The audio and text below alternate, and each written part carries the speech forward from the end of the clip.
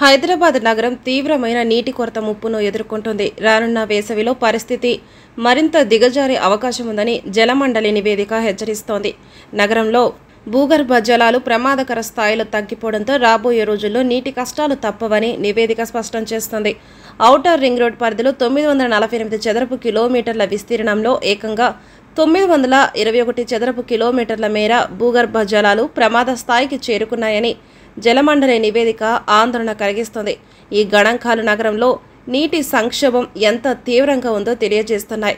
ప్రస్తుత పరిస్థితుల్లోనే నగరవాసులు నీటి కోసం తీవ్రంగా ఇబ్బంది పడుతున్నారు.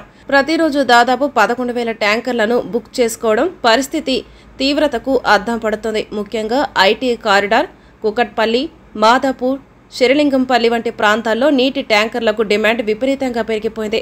ఈ ప్రాంతాల్లో వేగంగా పెరుగుతున్న జనాభా నిర్మాణాల కారణంగా భూగర్భ జలాలపై ఒత్తిడి పెరిగిందని నిపుణులు అభిప్రాయపడుతున్నారు. నీటి కొరత కేవలం గృహ అవసరాలకే కాకుండా వాణిజ్య, పారిశ్రామిక అవసరాలకు కూడా తీవ్ర విఘాతం కలిగించే అవకాశం ఉంది. ఒకవైపు ఎండలు మండుతుండగా మరోవైపు నీటి కోసం ప్రజలు ఎదురు చూడాల్సిన పరిస్థితి ఏర్పడడం ఆందోళన కలిగిస్తుంది.